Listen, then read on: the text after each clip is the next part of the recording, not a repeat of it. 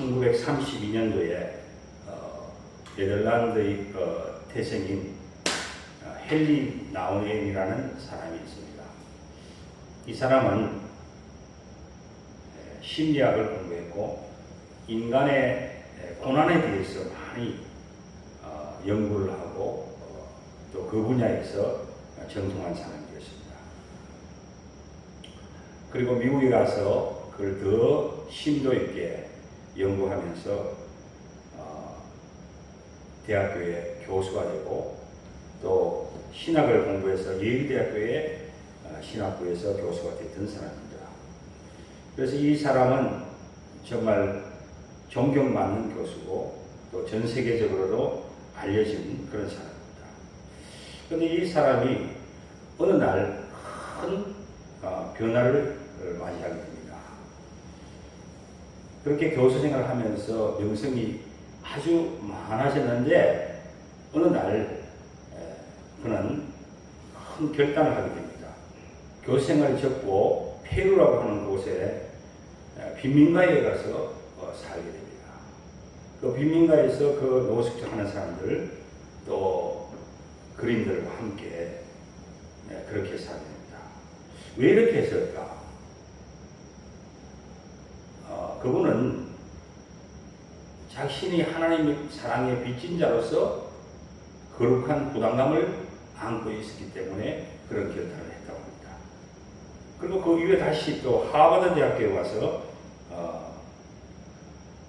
강의를 하면서 교수생활을 하는데 다시 이분이 하나님의 부르심에 순종하면서 어떤 일을 했냐면은 교수 생활을 접고 이제 캐나다에 있는 발달 장애인 공동체에 들어가서 그들과 함께 예수님의 삶을 몸소 실천하면서 그렇게 보내게 됩니다.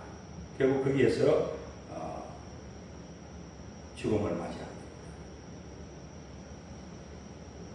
자신의 삶에 많은 이렇게 명성과 또한 지위가 주어지지만은 그는 삶에서 참된 영혼의 안식을 얻지 못했다고 고백을 합니다.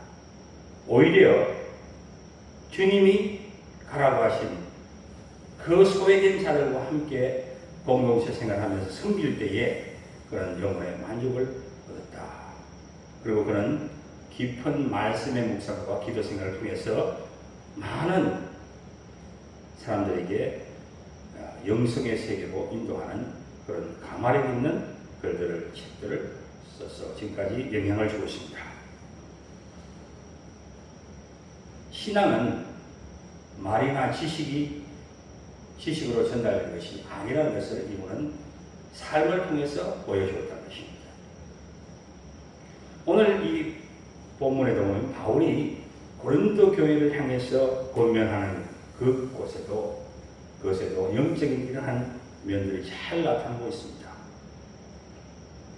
고린도서 4장 앞부분에서는 고린도 교회가 얼마나 교만한지 또한 그들이 분쟁하고 나누어진 것을 강하게 지적을 했습니다. 그런데 이 바울이 이렇게 한 것은 그들을 정죄하려는 것이 아니었다고 이렇게 말씀하고 있습니다. 자, 4장 14절 한번 보겠습니다.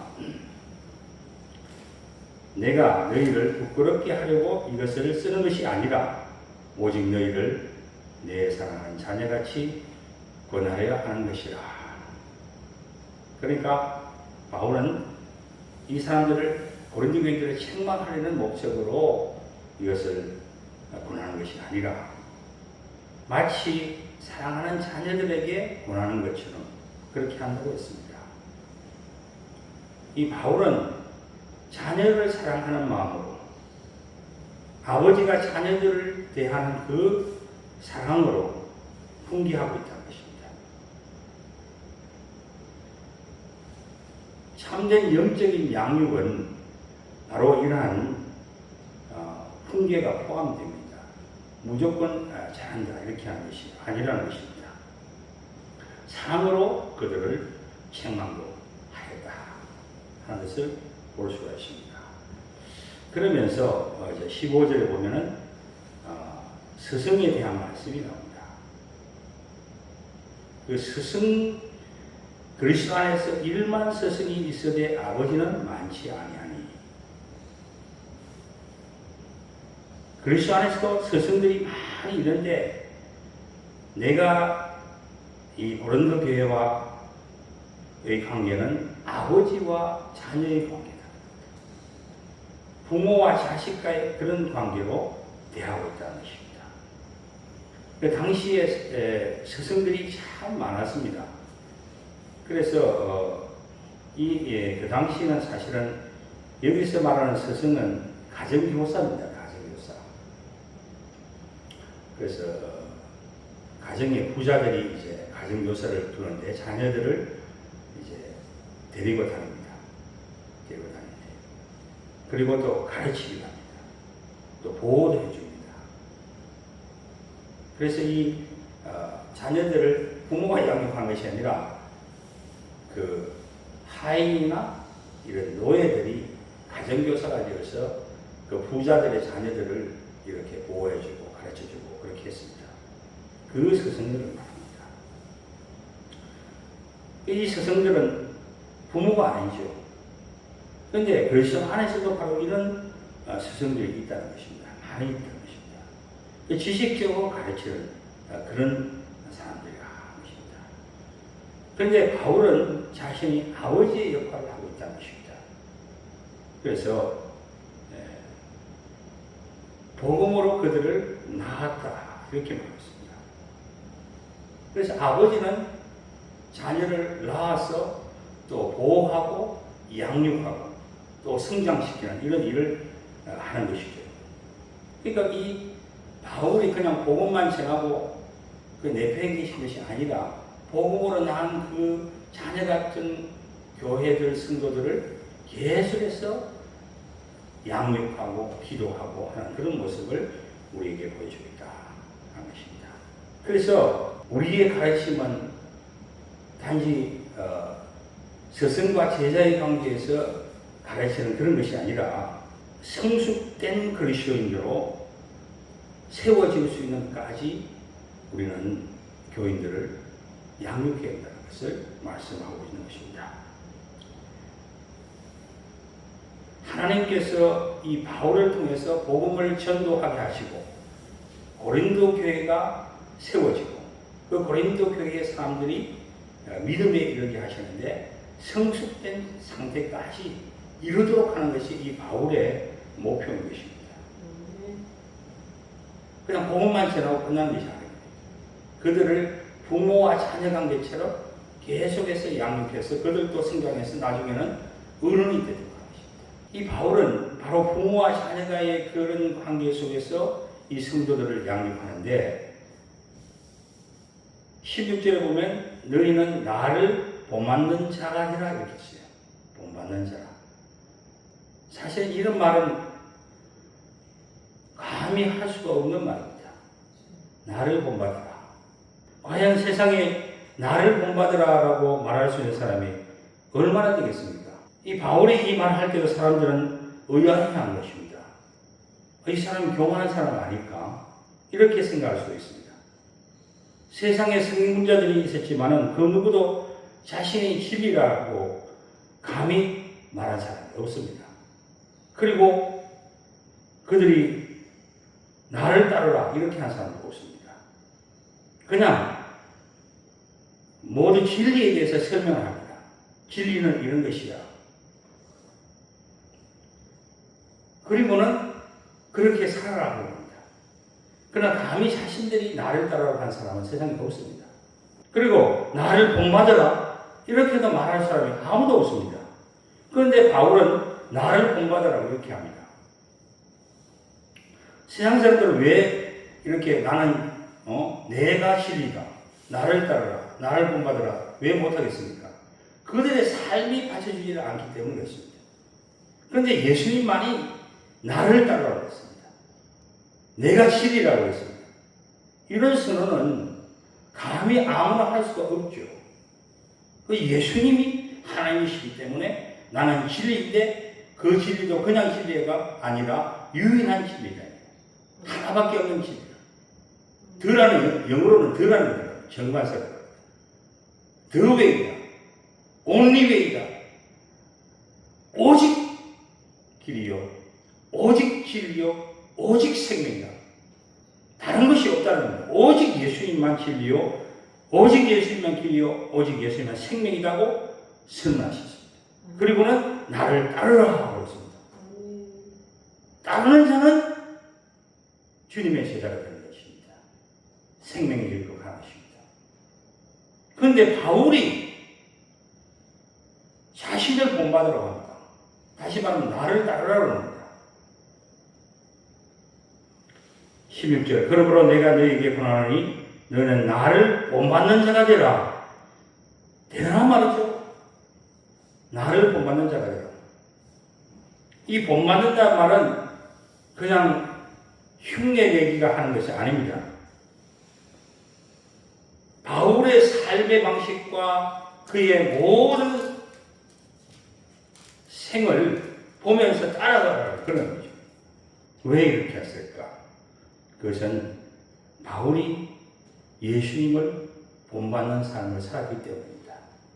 그리고 여기 보면 본받는 자가 되라고 하죠. 되라. 이 말은 본받으라 이 말은 한 번 행동으로 본받으라 이게 아닙니다. 계속해서 지속적으로 본받는 사람이 되어가라. 단순히 그냥 고린도 성도들이 한 번 나를 따라와 이게 아니에요. 바울처럼 복음을 따라 방향을 바꾸어서 계속해서 그 삶을 살아가는 겁니다. 이 말은 바울이 자기를 높이려고 자랑하려고 하는 그 뜻이 아니고 내가 예수 그리스도를 위해서 모든 것을 버리고 복음을 위해서 내가 낮아지고 섬기는 그런 삶의 모습을 너희들은 본받고 그렇게 살아가는 것입니다. 다시 말하면 예수님처럼 살아라. 그 이유가 17절에 나옵니다. 나의 아들 디모데를 보내면서 왜 보내느냐? 그리스도 예수 안에서 나의 행사, 나의 삶의 모든 방식, 즉 내가 각 교회에서 가르치는 것과 일치하는 그런 삶을 내가 살았기 때문에 그것을 너희들도 그렇게 살아야 것입니다. 예수 중심의 삶, 그 삶의 모험을 바울이 보여줬습니다. 그처럼 예수 그리스도의 중심으로 살아라. 예수님 따르는 삶을 살아가는 것입니다. 고린도서 11장 1절에 보면 내가 그리스도를 본받는 자가 된 것 같이 너희는 나를 본받는 자가 되라. 바울이 그리스도를 본받는 자가 된 것 같이 너희는 나를 본받는 자가 되라. 그랬습니다. 자, 20절에 봅니다. 하나님의 나라는 말에 있지 아니하고 오직 능력에 있습니다.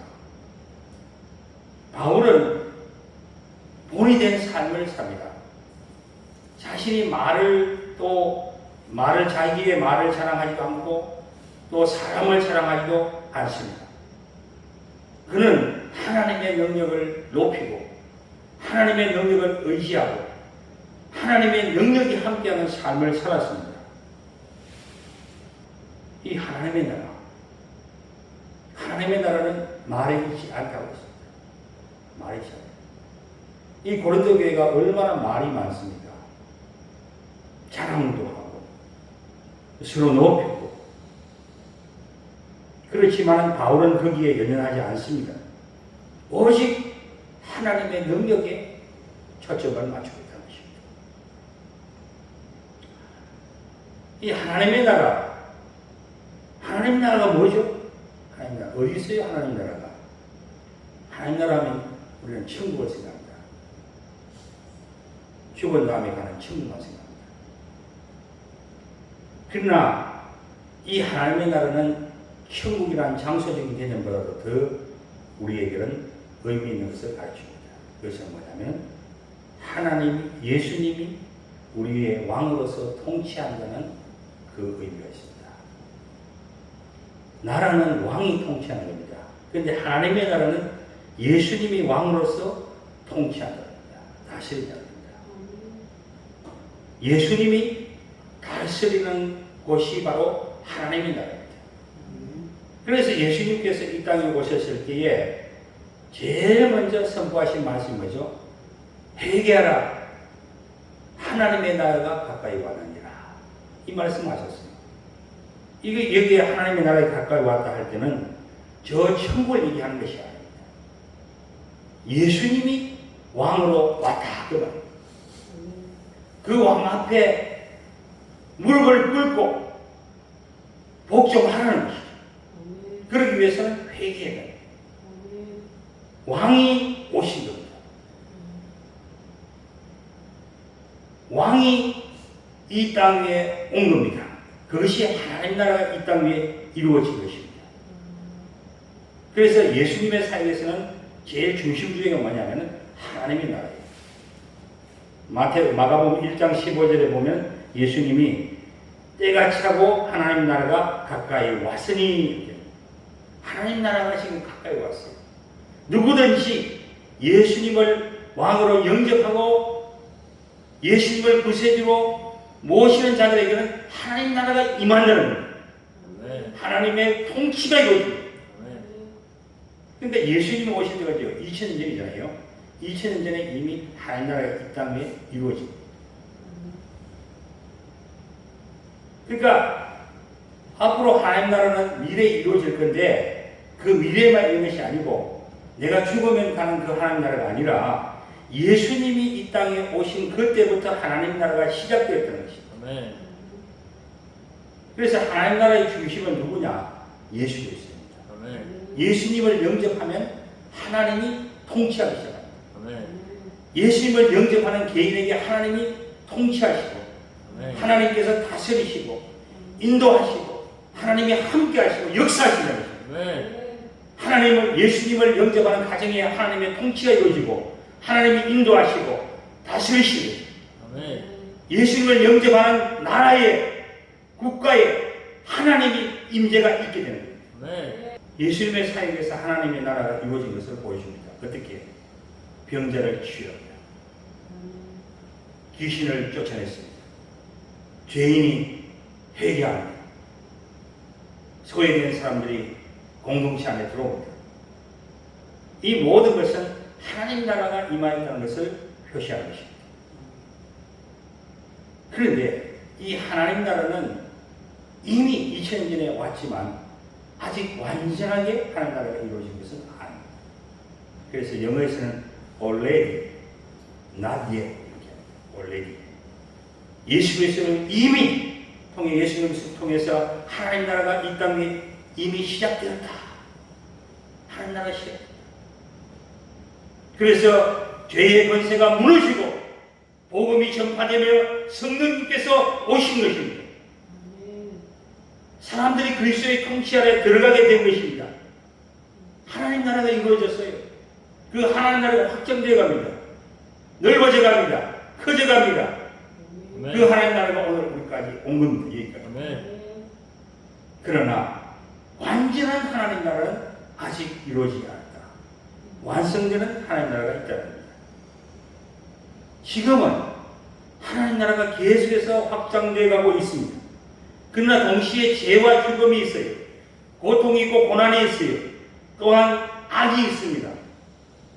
이것을 우리가 경험하고 있습니다. 그러나 마지막 날이 있습니다. 그때가 바로 완전한 하나님 나라가 이루어질 때입니다. 예수님이 재림할 때. 최종적인 심판입니다. 새 하늘과 새 땅을 통해서 하나님 나라가 완성될 것을 보여줍니다. 이 땅은 없어집니다. 2000년 전에 하나님 나라가 예수 그리스도를 통해서 이루어지고 시작되었고 이제는 계속해서 복음이 전파되면서 하나님 나라가 확장되고 있고 악한 사탄은 계속해서 더 우는 사자같이 이렇게 믿는 자라도 할 수는 있으면 지옥으로 떨어뜨리고 하는데 재난은 더 강하게 일어납니다. 전쟁도 강하게 일어납니다. 아직 완성되지 않은 나라는 꼭 임박해 있다는 것을 우리에게 보여줍니다. 이 하나님의 나라는 사람들의 말에 의해서 자리되어 있는 것이 아니라는 거예요. 하나님의 나라는 오직 하나님의 능력에 달려 있다. 그래서 이 능력이란 말은 두나미스, 우리가 말 다이너마이트라는 그것의 원형이 두나미스입니다. 폭발력이 있는 것이죠. 하나님의 나라는 폭발하는 것이다. 폭발하는 것이다. 단순하게 하나님 나라가 그냥 조용조용히 임하는 게 아니라 하나님 나라는 폭발하듯이 역사하는 것이죠. 그러니까 이 바울이 지금 강조하는 말은 뭐냐면 교회가 말만 하고 시끄럽게 떠들고 사람 사랑하는 일을 하지 말라는 거예요. 분쟁하고 다투는 그런 일을 하지 말라는 거예요. 하나님의 통치가 이루어지고 하나님의 역사가 나타나는 그런 능력의 교회가 되어야 된다. 사람이 자지하는 그런 교회가 아니라 하나님이 역사하는 교회로 만들어야 된다 하는 것입니다. 두나미스. 폭발하는 겁니다. 폭발. 어느 때의 폭발은 뭐가 이게 하나님의 능력이 나타납니까? 그것은 복음이 하나님의 능력입니다. 교회는 복음이 있어요. 복음. 로마서 1장 16절 이 복음은 모든 믿는 자에게 구원을 주시는 하나님의 능력이 됩니다. 두나미스는 그냥 힘이 아니에요. 이거는 사람을 구원에 이르게 하는 하나님의 실제적인 역사와 능력을 말합니다. 사람을 변화시키는 것은 두나미스입니다. 사람에게 구원을 이루는 것은 하나님의 두나미스입니다. 사람의 능력이 아니에요. 하나님의 강력한 능력인데 그것은 복음이래요. 복음이 사람을 완전히 변화시키는 거죠. 할렐루야. 그렇기 때문에 하나님의 능력이 나타나는 교회는 복음을 붙들어야 되는 거예요. 복음을 지내야 돼요. 그래야지 그 교회에 하나님의 능력이 나타날 줄 믿습니다. 그리고 예수님께서 이 두나미스를 나타냈어요. 병자를 고치십니다. 귀신을 쫓아냅니다. 주님께서 말씀하실 때 두나미스가 옵니다. 누가복음 6장 19절에 온 무리가 예수를 만지려고 힘쓰니 이는 능력이 예수께로부터 나와서 모든 사람을 낫게 합니다. 능력이 어디서 나와요? 예수님께로부터 나와요. 예수의 권세와 능력이 두나미스를 가지고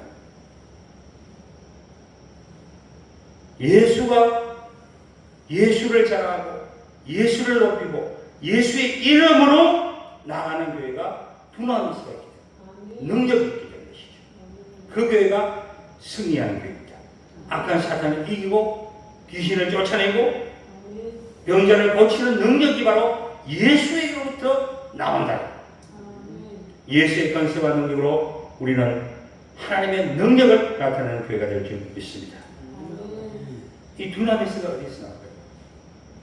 사도행전 1장 8절에 보면 오직 성령이 너희에게 임하시면 너희가 권능을 받고 이 권능이 나오죠. 이 두나미스입니다.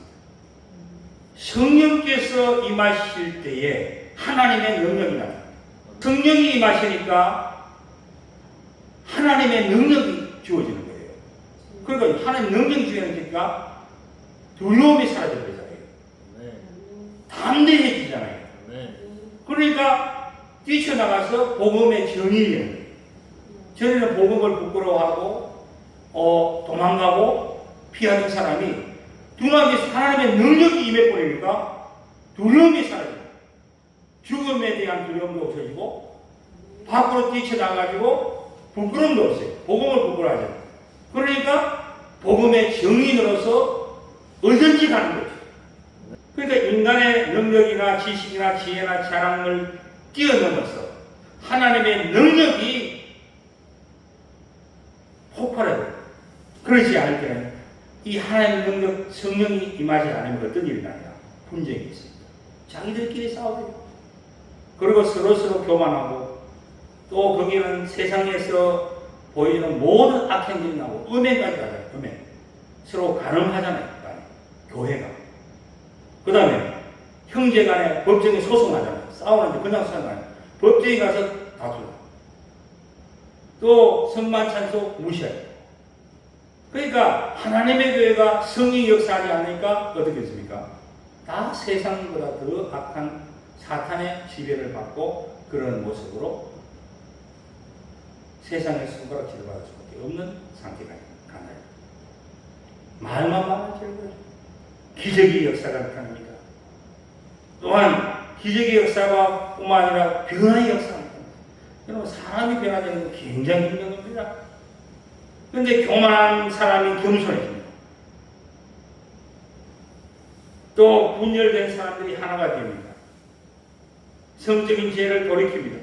자기 자랑하던 사람이 십자가를 자랑합니다. 자기 권리를 주장하기보다 주님을 사랑하고 주님을 섬기는 자가 됩니다. 하나님 나라의 능력이 나타나는 그런 모습으로 바뀝니다. 이런 하나님의 능력이 역사하는 교회에 놀라운 하나님의 변화의 역사가 있게 됩니다. 오늘 하나님 나라가 임하는 것을 우리가 어떻게 경험하게 되겠습니까? 하나님 나라 임해요. 하나님의 통치가 있어요. 하나님의 간섭이 있어요. 그것은 바로 성령님께서 역사할 때에, 성령님께서 임재할 때에 하나님의 나라가 그 자리에 임하게 되는 것입니다. 아멘. 그래서 성령께서 오늘 구원이 이루어지게 하시고 오늘 우리 안에서 하나님 나라가 이루어지는 것을 보게 하시는 것입니다. 아멘. 초대교회의 역사가 바로 그렇습니다. 성령의 역사인 것 같아요. 하나님 나라가 이루시고 사람들이 죄를 회개하고 또 예수님을 믿게 되고 또 사랑하게 되고 거룩해지고 공동체가 회복되고 네. 하나님 뜻을 순종하게 되는 이런 놀라운 하나님의 통치가 이루어집니다. 자기 재산을, 자기 물질을 자기 것으로 여기지 않고 다 가져와서 나누시고 성령님께서 우리 삶에 하나님 나라가 충만하게 체험되도록 역사하신 것입니다. 할렐루야. 아멘. 로마서 14장 17절 하나님 나라는 먹는 것과 마시는 것이 아니요 오직 성령 안에 있는 의와 평강과 희락이라. 아멘. 하나님 나라 먹는 것과 마시는 이런 세상적인 것이 아니라 성령 안으로 들어가는 것이죠. 진리 대신 예수님을 따르고 그런 삶을 살 때에 성령 안에서 하나님의 나라가 충만한 임재를 누리게 되는 것입니다. 오늘 월드 미션교회는 모든 성도들은 바로 성령 안에서 하나님 나라가 임재하는 것을 체험하고 살아가시기를 바랍니다. 아멘. 사도 바울이 나를 본받으라라고 한 것처럼 우리 월드 미션교회가 세상의 빛과 소금의 역할을 잘 감당함으로써 주님의 인정과 칭찬을 받아 하나님의 사도 바울이 나를 본받으라라고 한 것처럼 세상의 빛과 소금의 역할을 잘 감당함으로써 주님의 인정과 칭찬을 받아 하나님의 놀라운 축복이 하나님 나라가 임하는 그러한 역사가 일어날 줄로 믿습니다. 아멘.